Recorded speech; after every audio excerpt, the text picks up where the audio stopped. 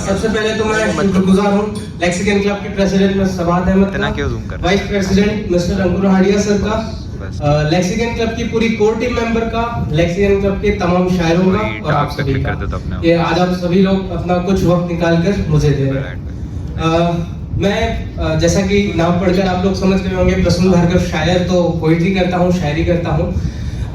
और आज मैं आप सभी को पोइट्री के कुछ सूत्र देने आया हूँ। अगर आप में से कोई बनना चाहता है पोएट, तो किस तरह से बने, कौन सी ऐसी बातें हैं जो पोएट बनते समय आपको ध्यान रखनी है और कौन सी ऐसी बातें हैं जो नहीं ध्यान रखनी है। आज के सिलसिले को आगे बढ़ाते हुए मैं आज आपको सबसे पहला सूत्र दे रहा हूँ, that is change your attitude. आप लोग पीपीटी में देख सकते हैं, change your attitude my friends. Attitude का बहुत इंपॉर्टेंस है यार।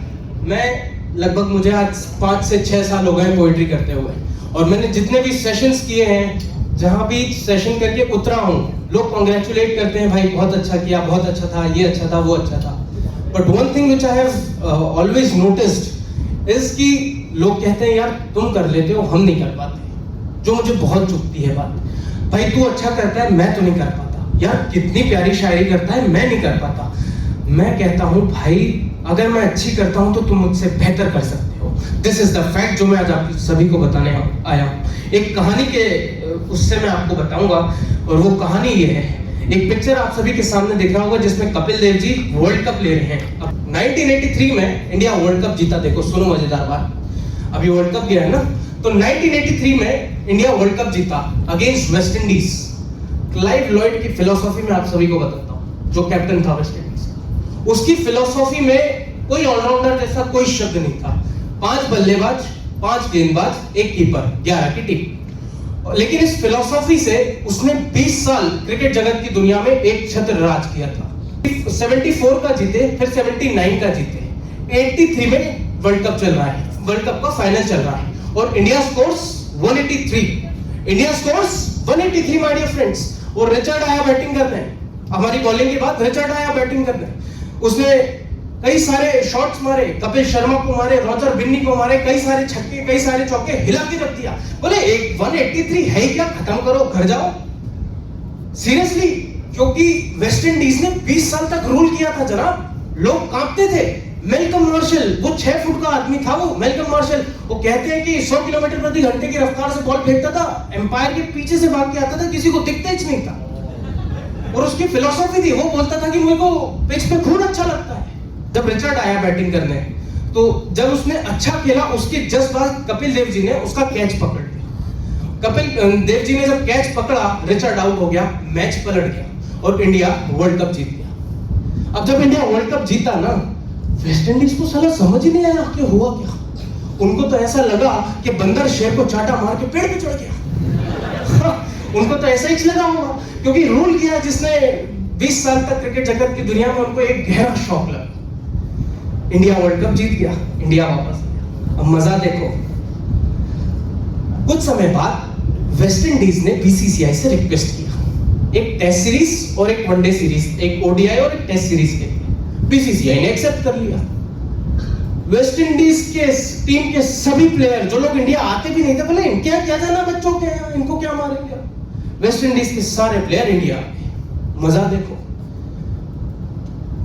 मैं आपको सिनेरियो बताता हूं। ओडीआई सीरीज वेस्ट इंडीज 6-0 से जीता। 6-0, कैन यू इमेजिन। इंडिया जीता 0, वेस्ट इंडीज जीता 6। 6 के 6 टेस्ट वो लोग जीत, 6 के 6 ओडीआई वो जीत गए। और जो स्कोर कार्ड होता था ना, उनमें एक चीज अब कॉमन हो गई थी, catch keeper bowled by Malcolm Marshall, catch Dujon bowled by Malcolm Marshall, catch Dujon bowled by Marshall. 6 के 6 ओडीआई में इंडिया हार गया। मगर अभी ये खत्म नहीं हुआ है, अभी तो 6 टेस्ट भी है बाकी है। इसके बाद पहला टेस्ट मैच वेस्ट इंडीज 3.5 दिन में जीता, इनिंग्स और 250 रन से। कैन यू इमेजिन, इनिंग्स और 250 रन से 3.5 दिन में जीता। सेकंड मैच से पहले कलाकारी हुई। कलाकारी क्या हुई, मनोवैज्ञानिक बुलाए गए और काउंसलिंग सेशन हुआ सुनील गावस्कर जी का। अब आप इमेजिन करना, सुनील गावस्कर जी का काउंसलिंग सेशन हो रहा है और उसमें बोल रहा है काउंसलर उनसे, if Malcolm Marshall is the best bowler, you are the best batsman. कि मेलकम मार्शल अगर सबसे खतरनाक बल्लेबाज गेंदबाज है तो तुम सब दुनिया के सबसे खतरनाक बल्लेबाज हो। Change your attitude from defence to attack, what you are doing. Gavaskar ji को तो ऐसे लगा जैसे जामवंत जी ने हनुमान जी को शक्तियां याद दिला दी। बोले अब बताएंगे भाई अगले मैच में। Next match next day. सट्टेबाज बोलते थे 3 दिन में मैच खत्म हो जाएगा ये। मैं आपको सिनेरियो बताना चाहूंगा। Malcolm martial was the bowler against Sunil Gavaskar. मैं आपको बड़े गर्व से बताना चाहूंगा, पहले ओवर में मेलकम मार्शल को सुनील गावस्कर जी ने 4 चौके मारे। 4 फोर्स, 100 किलोमीटर प्रति घंटे की रफ्तार से जब एक गेंद आती है उस पर चौके मारना इस अपने आप में बड़ा अचीवमेंट होता है। 4 फोर्स। लंच के पहले उनका स्कोर था 107। एक ही चीज बदल गया, attitude my friends. Change your attitude my friends. लोग मुझसे कहते हैं भाई तू कर लेता है, मैं नहीं कर पाता। मैं बस इसी परसेप्शन को आज आप सभी के सामने चेंज करने आया हूं। अगर मैं कर सकता हूं तो तुम मुझसे बेहतर कर सकते हो यार। बस कुछ ऐसी बातें हैं जो आप लोगों को ध्यान में रखनी होगी, which is change your attitude. समझ में आ रहा है तो बोलिए हाँ। देखो, if I can do you can do better. We all have powers, we all have abilities. अरे तुमको मृदंग ऋषि का श्राप लगा साला, तुमको भी कोई वो हनुमान जी को श्राप लगा था क्योंकि वो तो नटखट के बचपन है। तुमको कौन सा पाप लगा है? माय डियर फ्रेंड्स, बस change your attitude, you can change anything. आगे लेके चलता हूं। क्या लिखा हुआ है? प्रैक्टिस। सारा का सारा खेल यहां से शुरू होगा दोस्त। प्रैक्टिस, प्रैक्टिस और प्रैक्टिस। एक फलसफा आप सभी के सामने शेयर करता हूं, ये बहुत अच्छी बात है। इंडिया ऑस्ट्रेलिया क्रिकेट के मैच में ब्रैड हॉग ने सचिन तेंदुलकर को बोल्ड मारा। मेरी बात ध्यान से सुनना। मेरा उदाहरण थोड़ा छोटा है, मर्म बहुत बड़ा है। उदाहरण यद्यपि छोटा है, इसका मर्म बहुत बड़ा है। ऑस्ट्रेलिया इंडिया क्रिकेट के मैच में ब्रैड हॉग ने सचिन तेंदुलकर को बोल्ड मारा इन 2007। ब्रैड हॉग के लिए ये बहुत अच्छा अचीवमेंट था क्योंकि ब्रैड हॉग नया था, नौसिखिया था और सचिन तेंदुलकर का विकेट लेना अपने आप में बहुत बड़ी बात थी क्योंकि उसने बोल्ड मारा था Sachin Tendulkar. After the match Brad Hogg वो अपना बॉल लेकर एज अ ऑनर के साथ सचिन रमेश तेंदुलकर जी के पास गया और उसने बोला, सर मुझे आप अपना ऑटोग्राफ दीजिए इस बॉल पर क्योंकि मैंने आज आपको बोल्ड मारा है। आप जानते हैं उसके बाद क्या हुआ? यहाँ पे लिखा है, सचिन तेंदुलकर सर ने लिखा, this will never happen again. ऐसा आगे फिर कभी नहीं होगा। उन्होंने बॉल पर लिखा। क्या कौन संदेश क्या है? संदेश ये है कि जब ये लिख दिया होगा ना, उसके बाद वो अपने घर पे जाके अपने ड्राइंग रूम में आराम से बैठे नहीं होंगे। वो अपने दोस्तों के साथ में कैफे में अपने चिल नहीं मार रहे होंगे, एक ही चीज कर रहे होंगे, प्रैक्टिस, प्रैक्टिस और प्रैक्टिस। सोचो क्या कॉन्फिडेंस रहा होगा लिखते समय कि लिख दिया, अब इसको प्रूफ करने लायक बनना है मुझे कि इज्जत खराब ना हो जाए। और मैं आप सभी को बताना चाहूंगा, इस फलसफे के बाद कम से कम 30 एनकाउंटर हुए ब्रैड हॉग और सचिन तेंदुलकर सर के, और one day series, test series, ODIs, even IPL के अंदर। मगर ब्रैड हॉग सचिन तेंदुलकर की विकेट नहीं ले सका sir. Brad Hogg Sachin sir की विकेट नहीं ले सका। क्या किया उन्होंने जानते हैं? Practice. Practice makes man perfect. जैसा मैम ने कहा, जैसा सर ने बताया कि प्रैक्टिस से ही सब कुछ हो सकता है। मेजर ध्यानचंद को हॉकी का जादूगर कहा जाता है। हॉकी खेलते अपनी पूरी उम्र उन्होंने हॉकी के नाम कर दी। और प्रैक्टिस कैसे करते थे? रेलवे ट्रैक पर बॉल को ऐसे ऐसे ले जाके बैलेंस बनाते थे रेलवे ट्रैक पर, और कई मैच उन्होंने जिताए हमें। एक मर्तबा ऐसा फलसफा हुआ कि वो अपने ओलंपिक्स में खेल रहे थे, कई मर्तबा खेले। उसी का एक फलसफा मैं आप सभी के लिए लेकर आया हूं जो बहुत इंस्पिरेशनल है प्रैक्टिस के संबंध में। एक मर्तबा ऐसा हुआ कि जब वो खेल रहे थे तो हाफ टाइम तक उनसे एक भी गोल नहीं हो पाया। होता है, कभी कभी होता है, समय के अनुसार जो भी होता है। तो उस पर्टिकुलर मैच में हाफ गेम तक एक भी गोल नहीं हो पाया। तो जब टीम मीटिंग हुई ना वहां पर उनके पर्टिकुलर हॉल में, तो एवरीवन वाज लाइक, मेजर आज तुझे क्या हो गया? आधा मैच का टाइम खत्म हो गया, मैच हार जाएंगे। ध्यानचंद जी ने बोला, रोक दो match. Everyone was like shock. Major क्या हो गया? कैसी बात कर रहे हो? मेजर वाज लाइक, मुझे नहीं पता, मेजर करो, ये गोल पोस्ट सारा गड़बड़ है। Everyone was like, Major, it's an Olympic, it's such a big juncture. बोले मुझे नहीं पता, तो रेफरी आए, मेजरमेंट का इंस्ट्रूमेंट लेकर आए, जब मेजर किया 2 फुट छोटा निकला, 2 फुट छोटा निकला। जानते हो मैं क्या कहता हूं उसे? प्रैक्टिस, प्रैक्टिस और प्रैक्टिस। ये उनको इतनी प्रैक्टिस है कि वो पूरी फील्ड नाप सकते हैं और बता सकते हैं कि 2 कोस छोटा है। सो प्रैक्टिस से बड़े बड़े कीर्तिमान हो सकते हैं। प्रैक्टिस से आप उधर से उठकर यहाँ आ सकते हो। आज मैं अगली स्लाइड्स में मैं अपने फलसफे भी आप सभी के सामने बताऊंगा। तो प्रैक्टिस से ही सब कुछ है, मगर पोइट्री के संबंध में प्रैक्टिस किस तरह से करना है मैं अब आप सभी को बताने वाला हूं। कैसे करना है, प्रैक्टिस किस तरह की जाती है पोइट्री की। सबसे पहला, लिसन टू अदर पोएट्स। मेरे दोस्तों, ये आप चाहे पोएट बनना तो इस पूरी चीज को लिख लीजिएगा, क्योंकि ये बहुत इंपॉर्टेंट है पोएट बनने के लिए। Listening to other poets. Acharya Chanakya ने कहा था कि जो लोग दूसरों के अनुभव से सीख लेते हैं वो जीवन में जल्दी आगे बढ़ जाते हैं, क्योंकि खुद सब कुछ अनुभव करके सीखने के लिए तो ये जिंदगी भी छोटी है। तो दैट्स व्हाई आप सभी लोग दूसरे पोएट्स को सुनना शुरू कीजिए। उसके पीछे कारण है। कई मर्तबा ऐसा होता है, मैं लगभग कवि सम्मेलनों में, ओपन माइक्स में और कई ऐसी जगहों पर जहां पर मेरी रिक्वायरमेंट थी, मैं वहां जब परफॉर्म करके आया तो सबका एक कल्चर अलग मुझे समझ में आया। जैसे कवि सम्मेलनों में क्या होता है, कई सारे कवि होते हैं और उनके सामने आप एक कवि होते हैं जिनको अपना अलग अंदाज बताना होगा। तो यहां से क्या होगा, आप जब दूसरे कवियों को सुनना शुरू करेंगे, लहजा समझ में आएगा, पोइट्री का स्ट्रक्चर क्रिएट होगा आपके माइंड में। उसके बाद नए नए वर्ड सीखने मिलेंगे, नए नए लोगों के नए नए अंदाज जानने मिलेंगे कि किस तरह के अंदाज से लोग पढ़ते हैं। तो that's why it is very much important कि आप लोग दूसरे पोएट्स को सुने। Second point, focus on content creation. Poetry का दूसरा सबसे बड़ा सूत्र यह है कि आप अपने कंटेंट पर ध्यान दें। कंटेंट कैसे बनेगा, कंटेंट का स्ट्रक्चर आप सभी को समझना होगा। पोएट्री में सबसे पहले there is a term which is called Misra.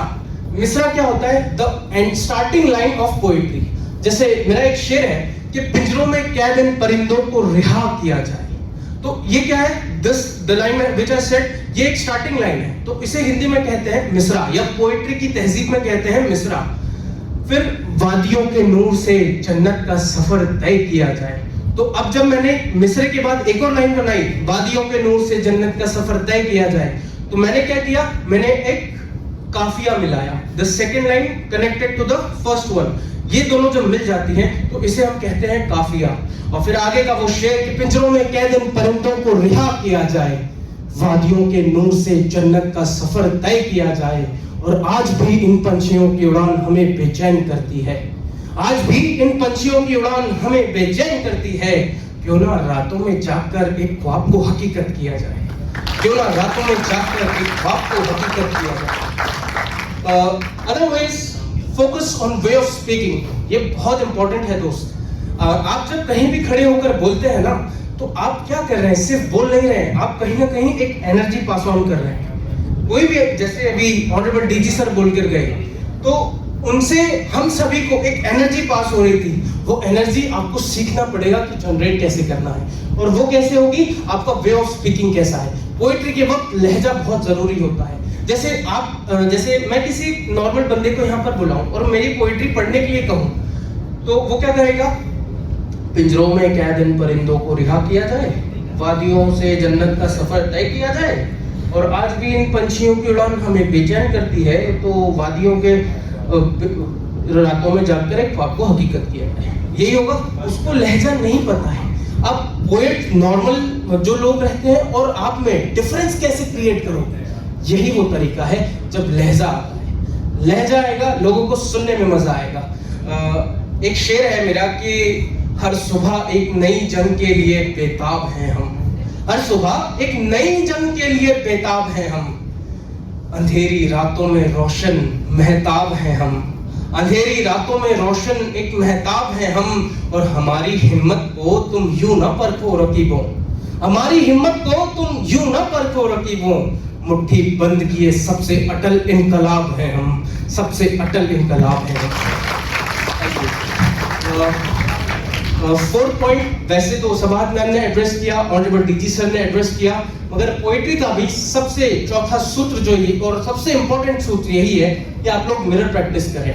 Poetry में जनरली क्या होता है, आप लोग जिस लहजा, आप लोगों का लहजा सिर्फ वर्ड्स पर या काफियों पर निर्भर नहीं करता, आपकी ओवरऑल पर्सनालिटी किस तरह की है उस पर भी निर्भर करता है।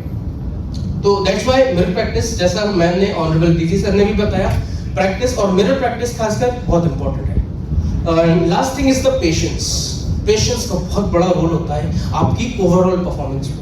ठीक है, आप लोगों ने सीख लिया दूसरे पोएट से, आप लोगों ने अपने कंटेंट क्रिएशन पर ध्यान दिया, उसके बाद फिर वे ऑफ स्पीकिंग से एक लहजा क्रिएट कर लिया, उसकी प्रैक्टिस कर ली। Now this patience plays a very vital role my dear friends. क्यों? क्योंकि ये पता है कब काम आएगा पेशेंस?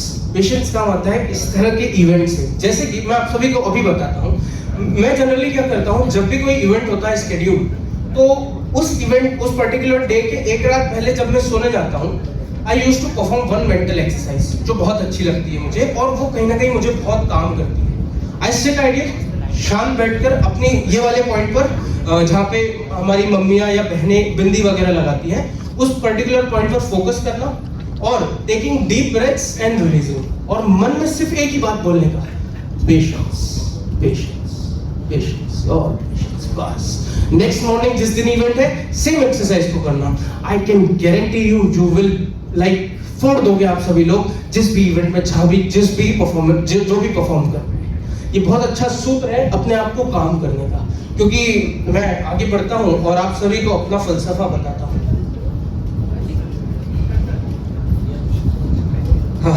My story.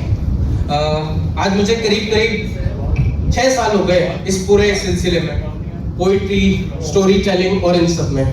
मैंने सबसे पहली बार तब ऑडियंस फेस की थी जब मैं अपने 10th क्लास में था। वो ऐसा फलसफा था जब मैं first time, even in my life, first time stage पर चढ़ा हूँगा। और हमारे जो चेयरमैन थे, he was here to address all of us, 10th, 12th और अपनी 11th क्लास को। 10th क्लास से मैं चुना गया कि I will be the one who will ask the question. Before that I would, सबने रिक्वेस्ट किया था कि एक पोएट्री मैं सर के लिए बोलूं। पोएट्री मैंने लिखी थी, मुझे पता था कि क्या बोलना है। बट माय डियर फ्रेंड्स, मैं बताना चाहूंगा, जैसे ही मेरा नाम अनाउंस हुआ कि now Prasoon Bhargava from 10th class will be here to ask question and compliment honourable chairman sir, मैं डर गया। डरा भी कैसे, ये मेरे पहले ना पैर कांपते थे, मुझे शिवरिंग होता था, समझ नहीं आता था कि अब क्या होगा। व्हेन आई लुक डाउन, मतलब मैं जब बैठा हुआ था उसके पहले पैर लड़खड़ा रहे थे। आई वाज लाइक कि ये मुझे क्या हो रहा है। इवन आई वाज कंफ्यूज्ड कि ये कौन सी बीमारी लग गई मुझे। बट माय डियर फ्रेंड्स, वो इतना बड़ा जंगस्टर था भाई, 600 लोगों के बीच में से मैं निकल के जा रहा हूँ। हमारे यहाँ पे स्कूल जो था, वहाँ पर बहुत बड़ा सा क्वाड्रेंगल है, तो इवन 1000 की गैदरिंग आराम से हो जाती है, 1000 लोगों की। मैं 600 लोगों के बीच में से निकल के जा रहा हूँ। एक बंदा फर्स्ट टाइम 10th क्लास में, अंडर कॉन्फिडेंट तो छोड़ो, मुझे तो बोलते तक नहीं आता था तब कि बोलना कैसे है, किसके सामने क्या बोलना है, दैट वाज, बस पोइट्री लिख देता था। और प्रेजेंट पहली बार कर रहा था, तो गया, पहले पोइट्री के पहले 2 अल्फाज ही बोल गया। सामने जैसे ऑनरेबल मेंबर्स बैठे हैं, same principal ma'am, headmistress sir, headmaster ma'am, सभी लोग यहाँ बैठे हुए हैं। The one who are head, उसके उनके पीछे ऑनरेबल टीचर्स वगैरह, फैकल्टी मेंबर्स, उनके पीछे मैनेजमेंट टीम, और यहाँ सारे बच्चे। इस तरह का पूरा क्रिएशन था। चेयरमैन सर यहाँ थे, मैं वहाँ पर। अब मैं पोइट्री तो भूल गया, याद कैसे करूँ? याद करने के लिए पेपर जो था वो यहीं जेब पे रखा हुआ था ऊपर, मगर फिर निकाल के तो देख नहीं सकता। प्रिंसिपल मैम ने मुझे पहले सुन रखा था। Principal ma'am stood and told कि प्रसून देख के बोल दो, कोई बात नहीं, इट्स फाइन। उसके पहले मैंने 600 लोगों को अपने ऊपर हंसते हुए सुना है भाई सभा में। And I was like so गया गुजरा, मतलब भाई अब तो we should move from here, क्योंकि हो चुकी है बेइज्जती, अब बेइज्जती हो चुकी। बट फिर मैम उठे, मैम ने मुझे बोला प्रसून देख कर बोल दो, कोई बात नहीं। आई स्टूड, मैंने 2 अल्फाज देखे and I just track that. Even chairman sir खड़े होकर ताली बजा रहे थे, क्योंकि उनके लिए जो कॉम्प्लीमेंट किया था, जो वर्ड्स थे, दे वर एक्सेप्शनल। तो ये चीज मैंने बहुत ज्यादा सीखी है। और आज एक वो साल था और एक ये साल है यार, मैं वहां से उठकर यहीं आया हूं। तो if I can do, you can do better. तो यही कुछ चीजें थी जो आप सभी को बतानी थी, आप लोगों को समझ में आया होगा, I hope. Thank you so much, जय हिंद।